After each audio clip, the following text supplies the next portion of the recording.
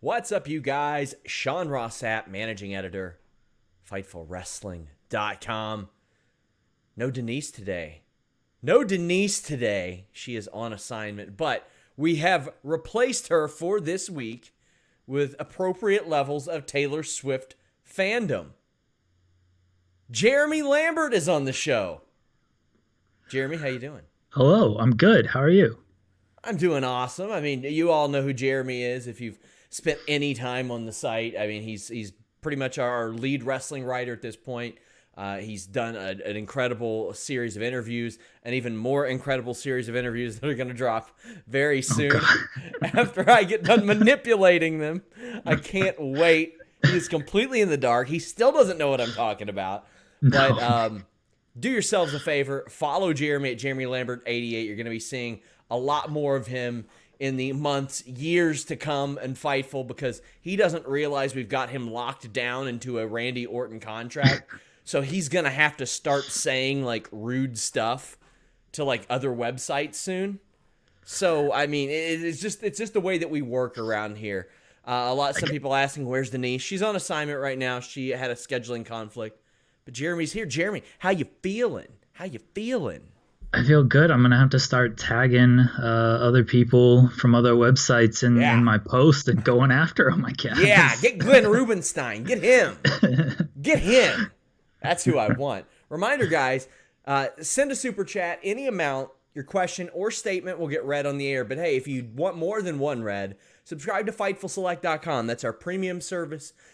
If you subscribe to that, you get just a plethora of other podcasts, Q&A shows, backstage report shows.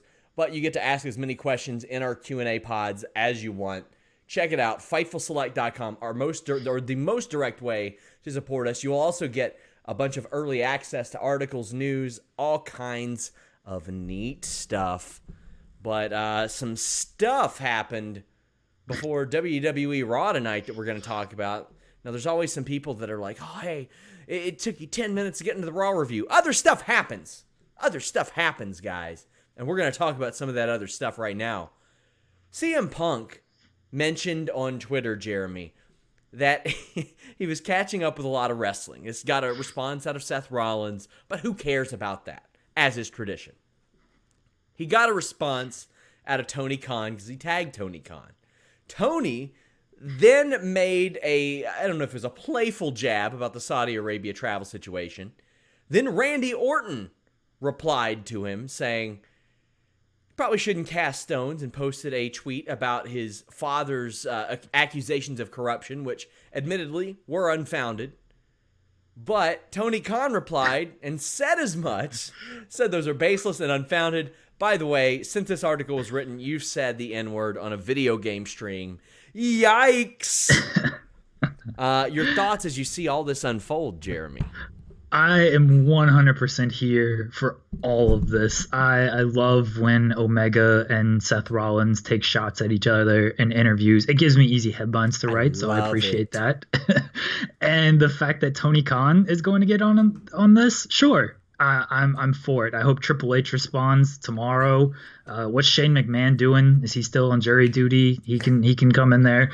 Vince, I don't think knows how to use Twitter, but I'm all for Tony Khan doing this. And he had some good shots, too. Yeah. The Randy Orton one, that one was really good. So maybe Jeff is running his Twitter account. I don't know. Yeah, but that was good Judge stuff, Jeff I Jones, think. who he had to scold publicly on Twitter a couple weeks ago. For those of you who don't know, the Jeff who was called out about the big announcement on the AEW Twitter is Judge Jeff Jones from ECW fame. Like that's who runs their social media, or at least who he was referring to there. But admittedly, understandably, I should say, when you and I are like, hell yeah, we love this, people think that we're just like, headlines. And I am a little bit. You and I don't get paid by the click, obviously, where if Jimmy does that in a different way. But I just like it because it's exciting and it breeds competition, and it makes me feel like somebody might be motivated in some way because of this. Because, I mean, let's be honest, we cover an awful lot of unmotivated wrestling. Yeah, I mean, I like when I get to write fun headlines. I enjoy what I do. That might come to a shock as some people. Sean is okay to work for. But I enjoy writing fun headlines. And so Rusev has really stepped up his headline game. When these guys give me easy stuff to write about, I'm more willing to do it than when you're like, write about Buddy Murphy doing a ding-dong doorbell ditch. I'm like, okay, no. Jeremy says I'm fun to work with. We're going to meet in Winston-Salem. He doesn't know that I'm going to have him do sweatshop labor for shop.fightful.com that entire time. He's going to be stitching together beanies and stuff. It's going to be great. But yeah, if you guys are going to be in Winston-Salem, what is it? Not this weekend, next weekend, right? Next weekend, the day after Thanksgiving. Next weekend, if you're there on Black Friday or the subsequent Saturday, Jeremy and I will be in Winston-Salem. We got a lot of stuff to do there. There are hundreds of wrestlers that are going to be around. We're hopefully going to get some great content. But Jeremy got a lot of great content at StarCast and Full Gear, so be on the lookout for that. It's going to be all over the place. Make sure you guys check that out as well. Hannah Moore says, "Hi, Jeremy. I want a Riddle and Orton match now." Jeremy, I want an Orton match with a whole lot of these NXT people because I haven't seen him wrestle them, and they haven't been damaged yet. Yeah, Randy Orton against any of these guys would be great. And pair him back up with the Revival. Yeah, I wish. He pushed for that, and then Vince was like, sorry, pal, different brands for you guys. But, what can you do? But we've got Monday Night Raw, November 18th to talk about. Becky Lynch comes to the ring. She's followed by the Iconics, who are not happy about being left off of Team Raw this weekend, which I got to admit, Jeremy, you know the drill. You probably write 24 articles a day. I'm probably editing 3 or 4 dozen. Didn't know who the hell was on Team Raw today. I don't know who's on any team right now. We still don't know who's on Team Raw. Charlotte said she's the leader. Later in the night, they said Asuka and Natalya are teammates. So I've narrowed it down to Asuka, Natalya, Charlotte, and not the Iconics are the team. Yeah. Not the Iconics. That's what we know of. Charlotte Flair comes out next, as you mentioned. She's like, I don't really want to team with you, Becky. And I'm like, well, then why are you here? And why were you there last week? Because that's exactly what you're doing. She wants gold, Sean. She's a gold digger. Sure. And no Natalya to be found on this team that was very successful, mind you. Like, Natalya's busy with Asuka later in the night. But I mean, I'm like, what happened with this inexplicable Charlotte and Natalya team that got together for no reason, won, and then broke up for no reason? Reasons. It's just reasons. That's why it happened. I don't get it either. It makes very little sense, especially with Natalya wrestling Asuka later in the night. But they decided to pair Becky and Charlotte because those are their 2 biggest stars. Yeah. Well, Samoa Joe's music hits, and he is very over, and that's usually the best way to get over in WWE is you just disappear for a few months and you can't be booked. Is that not like a horrible condemnation of their booking, the fact that going away gets you over? Yeah, I tweeted that when Sasha Banks came back, and like Sasha came back, Harper came back, Leo Rush came back, all within like 3 weeks of each other, and they all got the biggest pops on their respective show. It's like, that's how you become a star. Ask for your release, go away for a bit, they bring you back, and you're the biggest star. Oni Lorcan is about to dominate these brands. With his stable, including Sin Cara and Mike Kanellis. I can't wait. They're going to run roughshod. They're going to beat Samoa Joe and AOP clean in the middle. I'm ready for it. We come back from a commercial, and Joe is joining commentary. He says he's the expert analyst, and he needed to be Brock Lesnar proof. But the match is really short. Charlotte like punches the Iconics really hard in the face a couple times and submits one of them with the figure 8. Like, that's really all there is to the match. Remember when the Iconics were women's tag team champions? Kind of. They weren't on the show, but yeah. I do. I mean, it did last long. It was, I think they're still the longest reigning champions, and it's just treated as an afterthought. Well, I mean, because they defended it once against, like, the Brooklyn Bells or whatever, like a couple of jobbers on Smackdown at one point. Yeesh. The MMA horsewomen, besides Ronda Rousey, obviously, attacked the Iconics. Becky and Charlotte tried to make the save, but they're beaten down. I like that Shayna brought Jessamine and Marina here because it makes a lot more sense. I mean, sure, she could have brought Bianca or Io, but I mean, it made a lot more sense for me that Shayna just brought her buddies. Like, why wouldn't she? It's another underlying horsewomen versus horsewomen tease that they may never pay off, but they're gonna try to keep putting it out there. I hope they do. I hope they do pay it off. I hope they do keep putting it out there. It is a Survivor Series marquee worthy main event. I don't know how it would be in the ring. I know Rousey's good in the ring. I know that Baszler's good in the ring. I know Duke's getting there, and Shafir has a long way to go. But I think it's there. Charlotte and Becky try to go back at them, but they're stopped by security. And then Lynch, punches a security guard in the face. I would have loved to have had the talk with that extra. It's like, all right, so listen, you're going to get some screen time, buddy. But she's got to punch you in the face. This is a great punch. Do you think she imagined Nia Jax's face when she threw that punch? I would like to think so. I had somebody message me today, and all due respect to you, buddy, all due respect to you, but he said, hey, I don't think you've had an article about this. And I'm like, what is this? Cesaro's getting a push. So I'm like, okay, well, what is it? I've checked all the articles thus far. We haven't missed anything big. He's like, Nia Jax's new hair. I'm like, well, first off, that was in Stokely's video last week, and yeah, we covered it, but we don't do that. And they're like, well, what about Rusev's mustache? You had one about that. And I'm like, I don't know if we did or not, but if we did, I probably signed off on that because that's very important. And it might have been an afterthought in an article. Rusev returns, has a mustache, like that type of thing. We ain't doing one on somebody's perm, not yet. Admittedly, if CM Punk gets a perm this week, we will do an article on that. It will happen. Whatever CM Punk is wearing on backstage tomorrow will be an article. Yes. But man. So that was it. Good stiff punch. I liked it. AJ Styles and the OC are out next. They cut a pretty funny promo on Humberto Carrillo. Like, these guys are very, very entertaining together. And if they're going to be just in the middle of the card, I'd rather them be together. Hot Carl Anderson, the mother lover. It's amazing. I love it. It's great.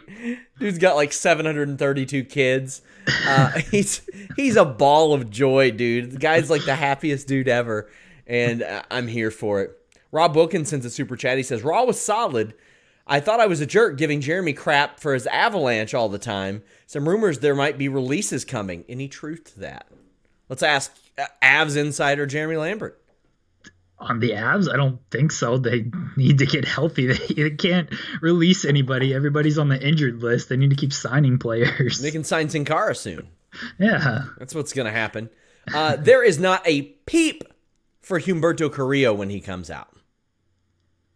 A lot of guys on this show didn't get a reaction. Ricochet in the main event, not much for him either. That's not true. I heard someone make a fart noise in the crowd. I heard somebody go when he came out. But Samoa Joe is fantastic on commentary. Carrillo has really good hang time on everything he does, so there's that. And Anderson always gets there for his offense. The Street Profits join, and Gallows interferes. Anderson hits a small package, but Ford reverses it for him. I would also love if Street Profits were the playful, happy dudes who cheat all the time. I would really, really like that, because if they did clever ways of winning like that. But what'd you think of this? Almost Eddie Guerrero-esque, where you can play it for babyface pops as well. I like this match. Carl Anderson is good and underrated. Carrillo is good as well.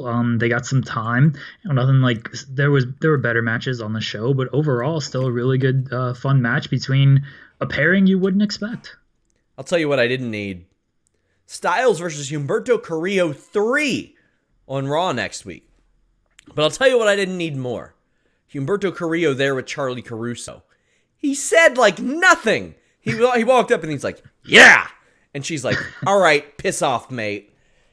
I was like, what? Look, What was when the you point look of like all that? Humberto Carrillo, you don't need to say anything, okay? You just stand there, look beautiful, and that's all the world wants. It would be almost more entertaining if like he did sign language or something, or shot the finger pistols, something. Well, Lana has filed for divorce. God. So Jeremy in the chat is like, "Are we doing an article on this?" I'm like, "No, not anymore. Not anymore." Oh man.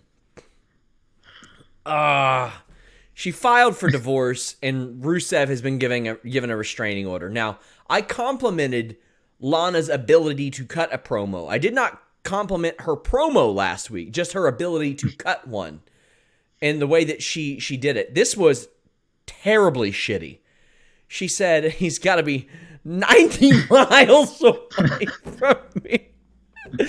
So she is implying like that if they get separated, he's got to move out of the state out of the Tri-County area at the very least.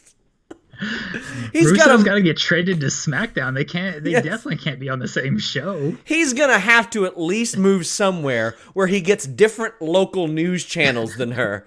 90 miles? Where do they even live right now? I don't know. I think they're in Nashville. I was going to say They- Tennessee. Yeah, they go to a lot of Predators games, so I think they're in Nashville. Do you think Kane's going to be like, come on. Come on. Oh, man. So then Lashley like corrects her, and she's like, I love it when he corrects me. And I think she says 90 days. And I was like, what? He has to travel back in time and can't be within 90 days of Lana.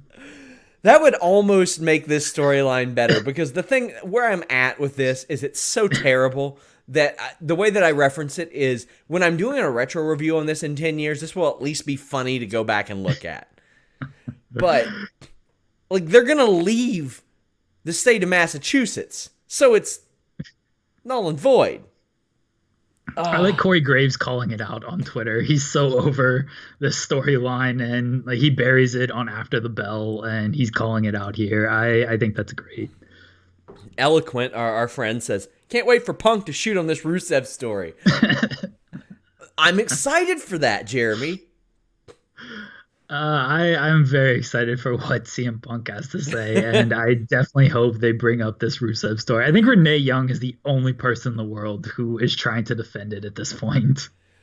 Drew Nicholas says, Sean, that fart noise was Eric Swalwell. Hashtag Fartgate. I don't know what that means. Maybe it's a shout out to somebody you know. I sure hope so. Lashley beats No Way Jose pretty quickly with a full Nelson. Like, maybe the one thing that could have made this worse was using a full Nelson as a finish, and that's what Bobby Lashley did. So here we are.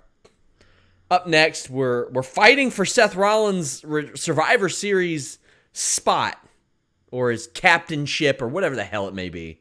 Zelina cuts a promo before this. Seth Rollins is interviewed backstage. He says he's never backed down from a challenge, and I'm sitting there thinking about that year and a half when he was a chicken shit heel. And I was like, well, kind of, you did. You did. He had J&J security with him. He wasn't fighting anybody. Well, if he had J&J security with him now, I mean, you've had Noble get stabbed. You've had Joey Mercury go off on Ring of Honor.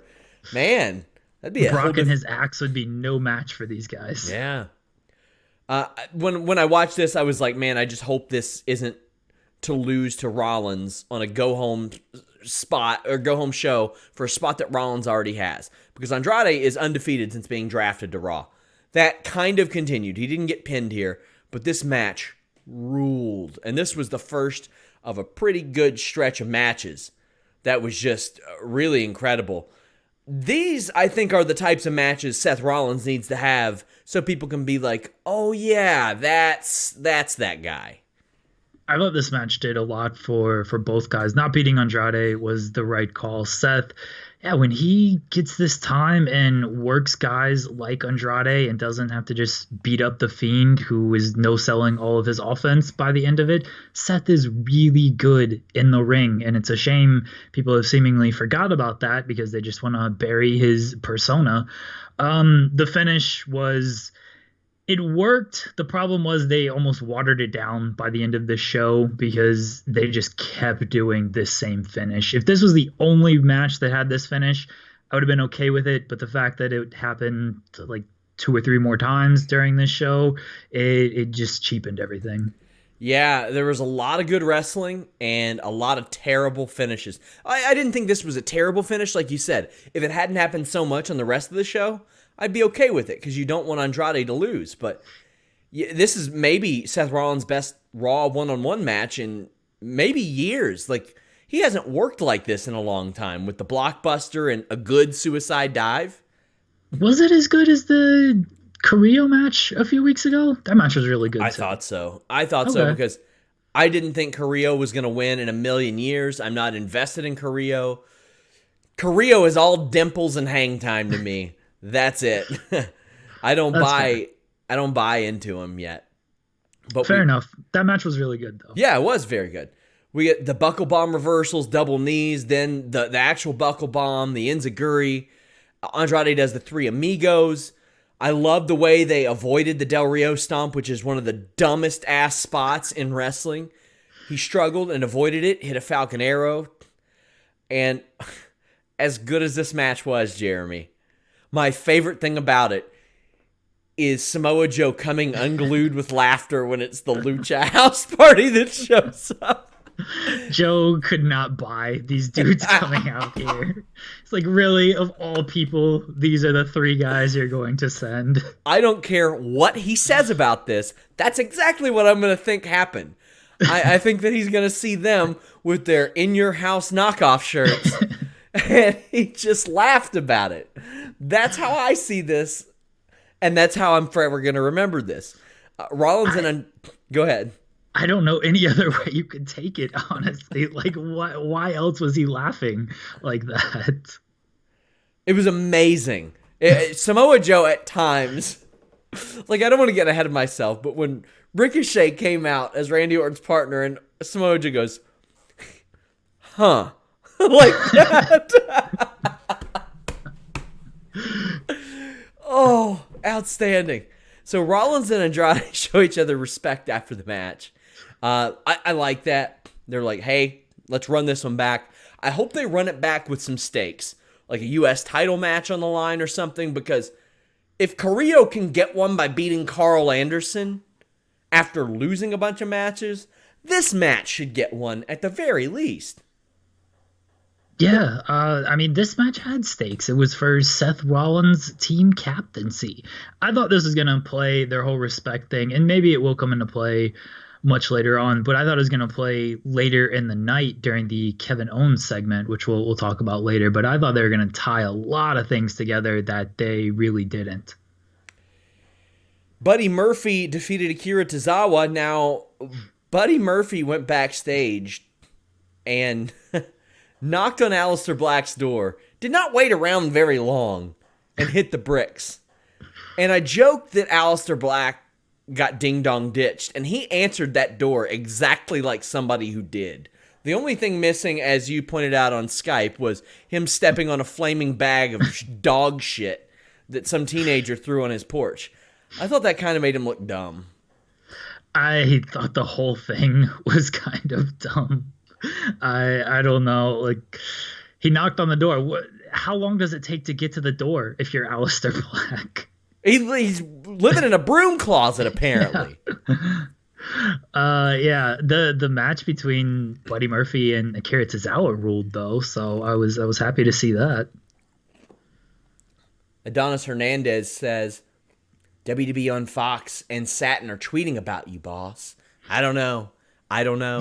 I'm busy on a podcast right now. We do things live here at Fightful. But this match ruled. Murphy and Tazawa, outstanding. This was really, really great stuff. My only complaint is, like, At what point do people, when they roll out of the ring, just stand behind the ring post instead of beside the ring waiting to get dived on? But this was just great stuff. This was really exemplary of what got Buddy Murphy over on 205 Live, Jeremy. Yeah, Buddy Murphy, I mean, he's awesome. It's a shame we have seen absolutely nothing of this guy since he beat Daniel Bryan. Like, he just went away off of Smackdown because he wasn't actually involved in the Roman Reigns storyline. And then he got moved to Raw, and he really hasn't been seen. But we know this guy is great in the ring. It's fantastic that they're giving him something to do with Aleister Black. That match will roll when it eventually happens. Buddy Murphy catching him on the suicide dive and hitting the brainbuster on the floor. Like, Buddy Murphy's great. Akira Tozawa, he's really good as well. So you give these guys a little bit of time. It was a great 6-7 minute sprint, and the crowd was pretty cold for this match because why would they care about Buddy Murphy and Akira Tozawa? But by the end of it, they were into it. Yeah. This was hard hitting and awesome. That catch mid dive with the suplex. Jesus Christ, man. That is just unbelievable to see. Tazawa cracked Murphy with a good super kick. That woke up the crowd a little bit. The one you mentioned, it was dead for it, and it was dead all night. I would love to see Vince McMahon's reaction when he sees that senton rope hung. Because, that thing was just amazing. I wonder how a guy like that reacts to a spot like that. There was a good German suplex. They were slugging it out. A knee hits, and Murphy's Law wins it. This was just an awesome match. And really one of the only awesome matches on this show that got a finish, Jeremy. And that was the biggest thing, is we did get a finish out of this match. There was no invasion. I guess Buddy Murphy and Akira Tozawa are not important enough. Where was the 205 Live invasion for this match? Recruit them, add 205 Live to Survivor Series. That'll put a lot of butts in the seats. Murphy comes face to face with Aleister Black backstage after the match. What do you think of this face-off? And why the hell didn't they just do this without the thing that happened before? Without the doorbell ditching? Yeah. Why didn't Buddy Murphy just beat Tozawa, go back there, knock, Aleister Black answers, and there you go. You got a guy coming off of a good win in a great match, and then he looking for a bigger challenge. He gets Aleister Black. It beats me why it didn't happen, but they gotta have Buddy Murphy knocking. Yeah. So Vince just watched Breaking Bad. That's why he's got AOP as the Salamanca brothers, and that's why he's got Buddy Murphy now knocking. Reminder, guys, donate a super chat if you're watching live on youtube.com/Fightful. We will read your comment or statement on the air. Young Bibby says, Liv Morgan is the final member of Team Raw. Jeremy, I doubt it, because they literally have not had her wrestle at all since July. They pulled her from a dark match that she was about to have because they didn't want her out before she got repackaged. And I don't think I would do that and have her overshadowed in a match that features 15 women? Sarah Logan is the final member of Team Raw. Woof. It's Charlotte, Natalya, Kabuki Warriors, Sarah Logan. Is that official or a prediction? That's official. Is it official or an official prediction? It's official according to WWE, unless they change it on their website. Oh, they're for sure going to change that then. Sarah Logan, main event superstar. There you go. Rob Wilkins says, found a photo with CM Punk with a perm, tagged you guys. I bet that is not a Photoshop at all, Rob Wilkins. Eloquent says, Tony Khan with the ether. Yeah. I like your idea of a Randy Orton, Tony Khan rap battle. Strange bedfellows in there. I can't wait for Randy Orton to hit Tony Khan with the Clarence parents have a real good marriage line. I'm excited for that. I'm ready for it. We're going to get Tony Khan dropping Kamikaze, and it's going to be great. Eric Rowan's backstage playing with whatever the hell is in that bag. What do you think it is? I like the idea of Baby Yoda. I'm behind that. I've not seen The Mandalorian, but I'm okay with Baby Yoda. I hope it's like a little dinosaur or something. Yeah, well, do you think whatever it is going to disappoint? Yes, 100%. What would be like not disappointing though? Like, what is a good thing that it could be where you're like, oh, that's really interesting? Well, it could be a bag of big fat dicks, courtesy of BlueChew.com. Erect ones at that. If your bag disappoints, make sure it's pumping the good stuff, my friends. And BlueChew.com, code FIGHTFUL, can help you out. Hit us up, BlueChew.com. Use that code FIGHTFUL. It uses the same FDA-approved active ingredients as Viagra and Cialis, so you know it works. It's worked for decades, but it's a lot better. It's a lot faster. It's a lot cheaper. It's a lot cheaper and faster because it's chewable. It gets into your system quicker. You don't have to wait in line at the pharmacy. You sign up online. You get approved by Blue Chew doctors. Fill out a quick questionnaire, and you're good to go. They'll figure out what active ingredient is right for you based on your questionnaire. It comes to you discreetly, right to your door. You're not in line at the doctor's office with that damn receptionist signing you in saying, "Hey, are you going to the Total Care Pharmacy to get your dick pills?" You don't have to worry about that. The mailman's not going to say that. The mailman's not going to know what's in the mail. They're not allowed to go through it. That's a rule. It's a rule.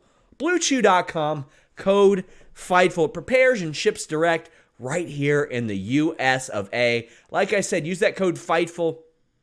Get your first shipment free. All you got to do is pay $5 shipping.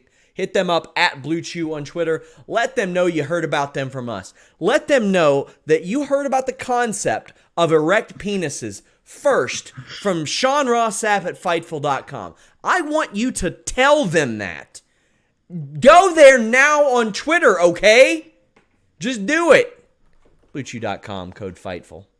I don't know if Scooter Braun and Scott Borchetta can fit in the bag that Eric Rowan has.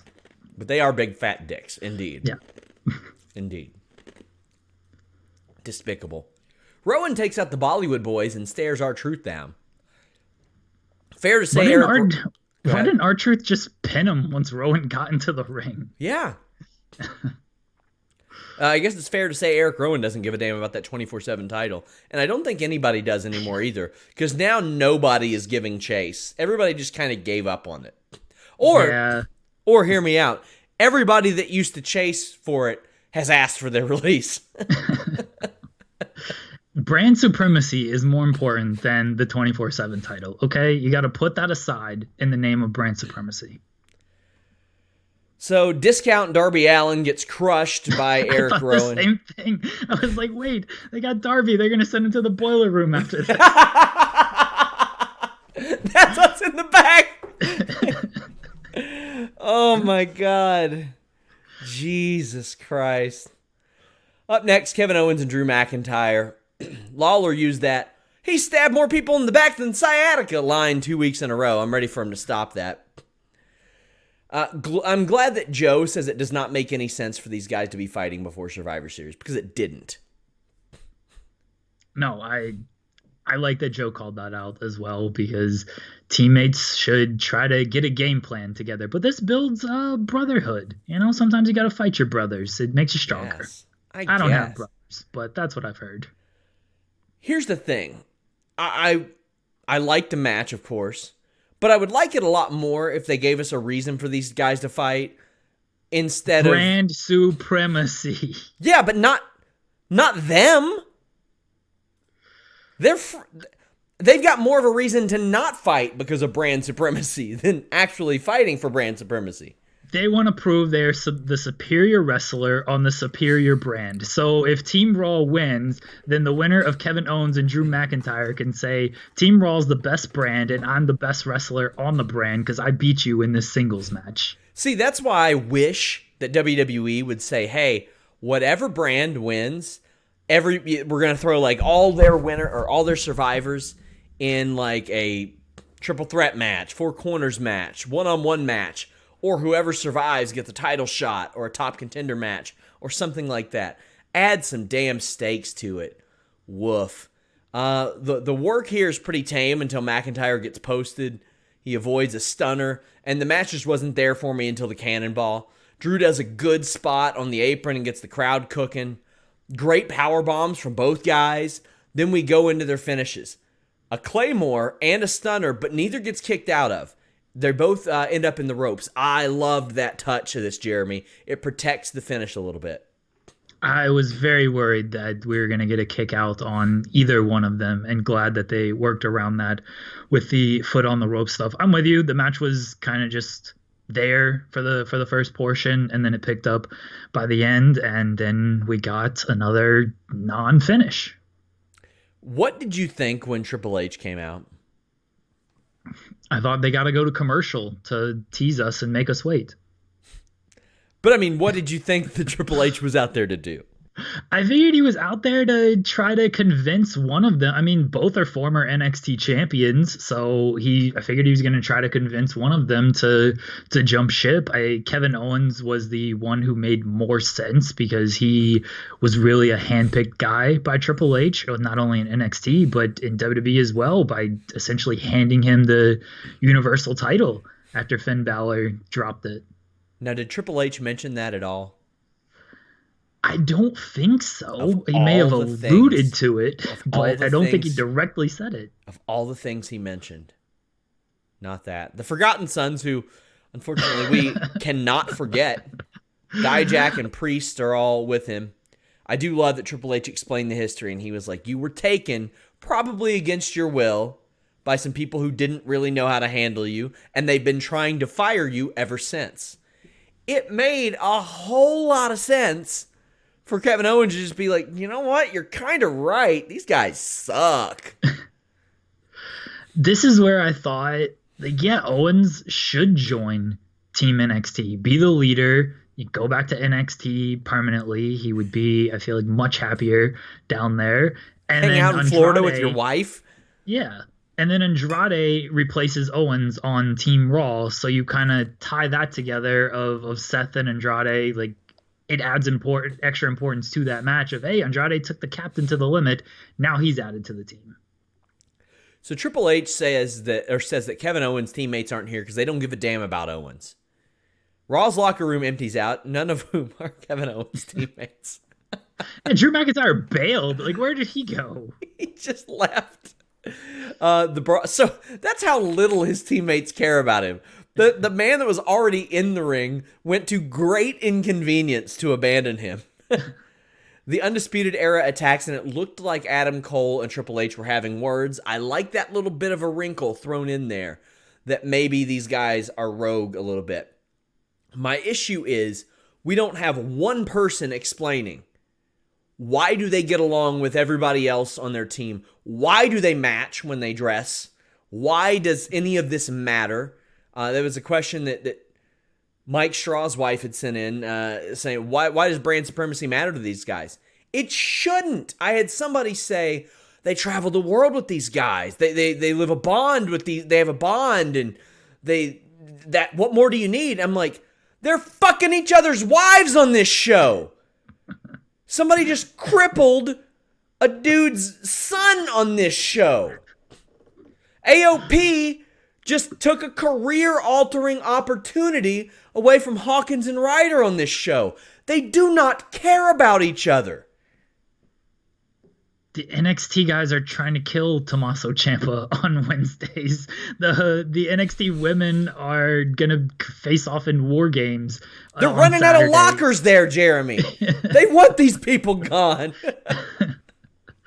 The brand supremacy thing is really dumb. I like the potential rogue aspect of Undisputed Era, because they did this with Seth Rollins, and Triple H tried to get Rollins to come back, and then Undisputed Era just jumped him, and Triple H had a reaction of like, oh, what are you doing this? Like, I'm trying to recruit this guy. And it was the same thing with Kevin Owens. I just don't have any faith that it's going anywhere. And that's my biggest issue with it. Because I think there's a good story to tell of, I thought with Seth Rollins, they could make him like 96 Sting of everyone doubted me. Yes. And which side am I going to be on and stuff. And then essentially killed it within an hour. They could have really played off the crowd reaction to him being like, well, am I appreciated here? Because I feel like I would be appreciated at Full Sail University. I think they would like having me around there. IG the King says those Brooke versus Logan matches helped on main event. Racking up those wins. So they're both on team. One's on Team Smackdown. One's on Team Raw. So apparently they did. Main event matters. Everyone watch. Hawkins and Ryder are being interviewed about their title match tonight. They get their asses kicked by AOP. But they were given a title shot. Go to the live events, guys. You never know what'll happen. I'm pretty sure they never announced that these guys got a title shot before tonight, did they? They did. We wrote about it. Like, did they say that at the live event? Like, this is for a top contender spot, or did they wait until after? I think they said it at the live event because WWE's social media was like tweeting about it. So I could be completely wrong, but they announced it. And then at the next live event they got beat like 3 straight times. So watch these guys challenge for the titles. Piss on me for racing go-kart Saturday night. Whatever. That sounds like fun. It was not that fun. It wasn't that fun. I had a bad experience with go-karts. I'll never do it again. Really? Yeah, I flipped one and smashed my face into concrete. You flipped one? How? Yeah. It was not at like a go-kart track. It was a go-kart that my cousin had, and we were driving it up and down our road, and I flipped it. Okay, North Carolina isn't the same geographical area, but it's similar enough to where I can go, oh, okay, that sounds reasonable. So, like, I get you. We're into our racing here. We're south. Yeah. Paul Heyman wants to make Brock Lesnar versus Rey Mysterio's title match a no-holds-bar match.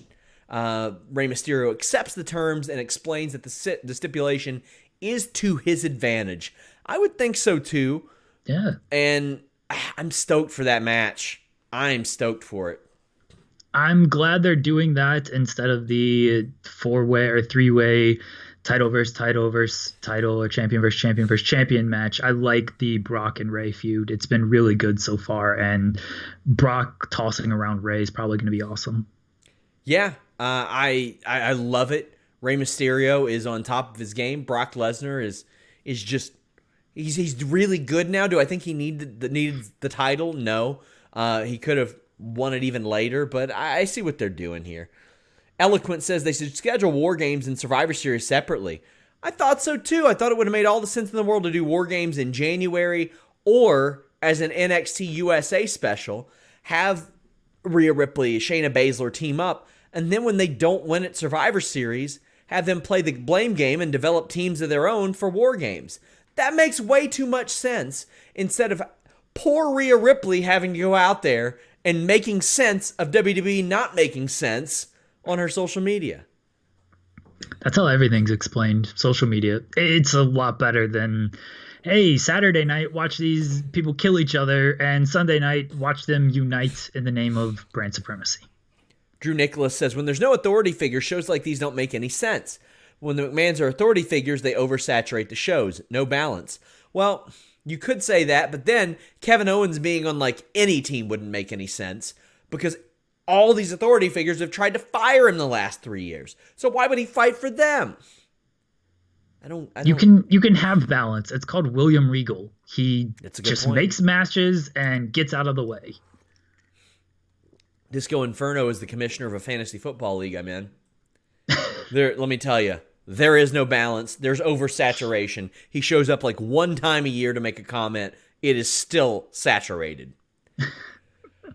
Asuka, with Kairi Sane, ends the hot streak of Natalya. Natalya refused to shake Asuka's hand and kicks her. Walks into a back fist. Natalya got a German suplex but gets distracted by Kairi and thwarted Asuka briefly, but then walked right into a head kick after she jawed with the crowd. That was a little odd. She looked out at the crowd and she's like, "Shut up!" and then got kicked right in the face. I'm okay with this. Natalya is what Natalya is going to be. Asuka is...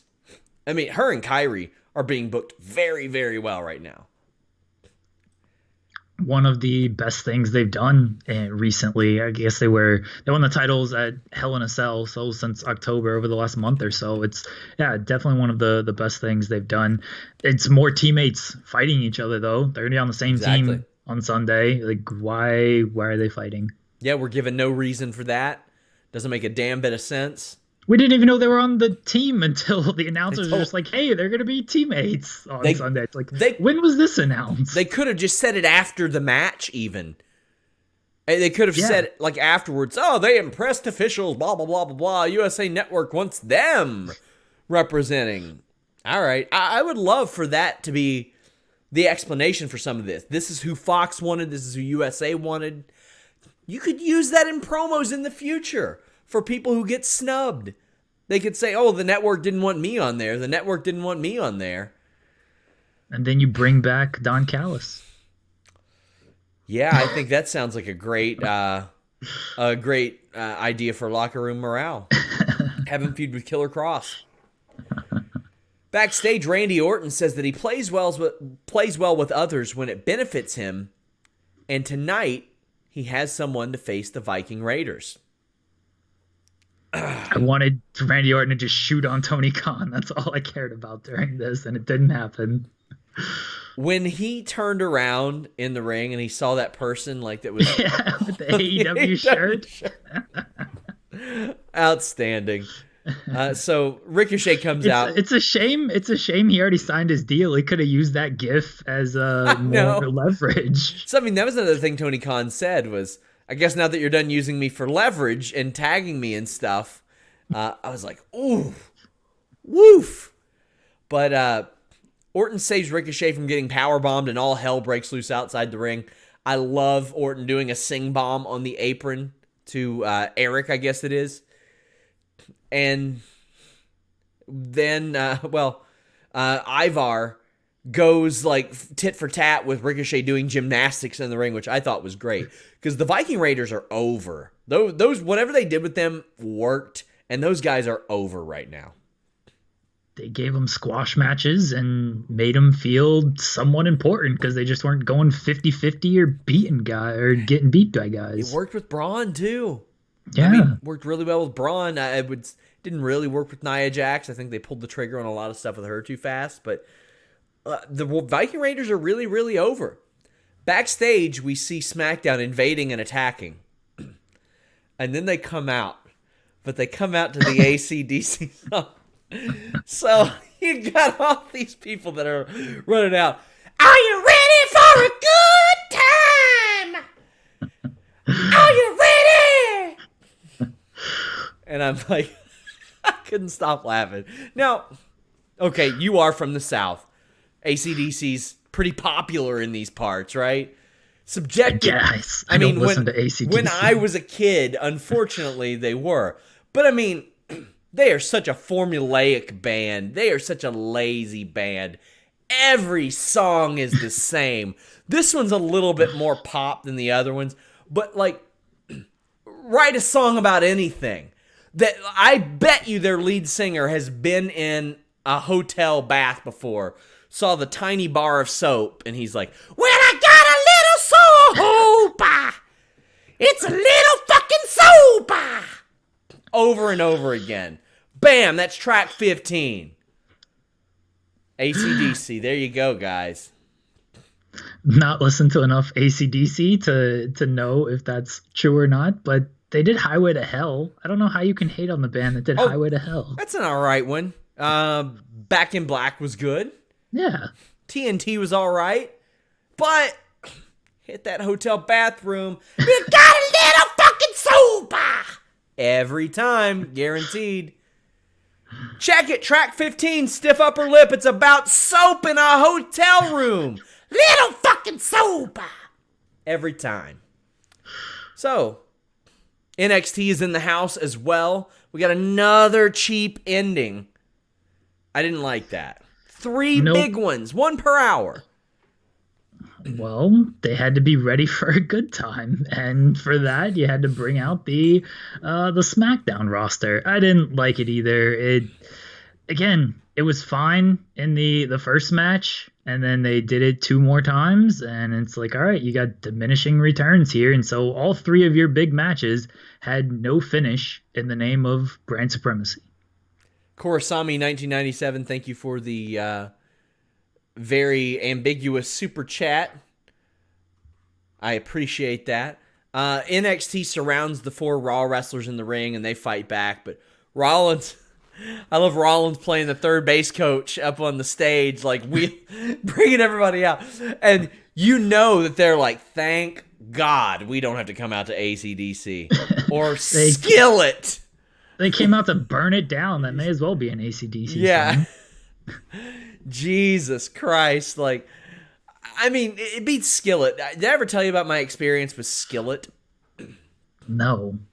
I went to the last Smackdown before the Royal Rumble, I think in 2011, and a Skillet song was like the theme of Royal Rumble. I heard that song at least 30 times that night. Every commercial it played, every commercial, every break, every time the lights went off, before the dark match played, forever. Skillet monster. I mean, it's not AC/DC, but hey, we're getting there. I can't believe WWE ran a pay-per-view song into the ground to where you heard it forever. Highway to Hell was one of the first ran into the ground pay-per-view songs. SummerSlam 98. My house is still stuck in my head from WrestleMania all those years ago. Did you ever hear the story about Kevin Dunn and the Flow Rider song? I know the story where he saw Flow Rider just look completely jacked and was gonna just make them the world champion. No, he was backstage at one point singing Whistle over and over again. Not realizing it's about fellatio. Right.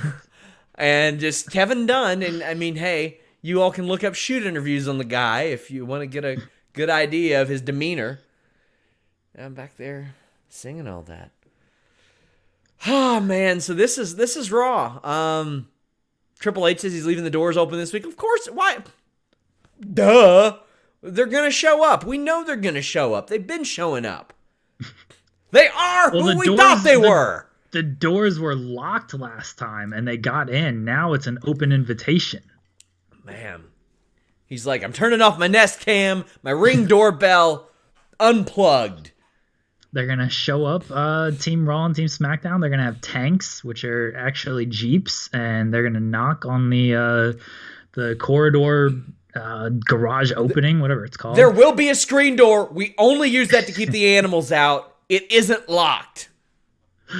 Somebody's gonna sneak in. You ever have a dog door on your garage, like if you have like a little dog and it's like in the little corner of your garage so the dog can go in and out? They're gonna have those. Somebody fit in there. Ricochet could probably wiggle his way into one of those. I had a cat door that they had to have a special little collar to get in, and they dragged in a severed rabbit's head one time onto my kitchen floor. Korosami 1997 says Becky's the only one to say screw brand supremacy. Yeah, I mean, it's dumb. It's dumb. It doesn't make any damn sense. And if they're going to do this... She wasn't saying that last year, though. It's a good point. It's a good point. Maybe that's what caused her to say it. Yeah. Like, I'm not friends with any of these people. At least least Becky is true to her gimmick. Yeah, that's true. Anything else you're looking forward to on WWE programming this week, Jeremy? CM Punk on WWE Backstage. Fair point. You know what I'm looking forward to? I'm afraid to ask.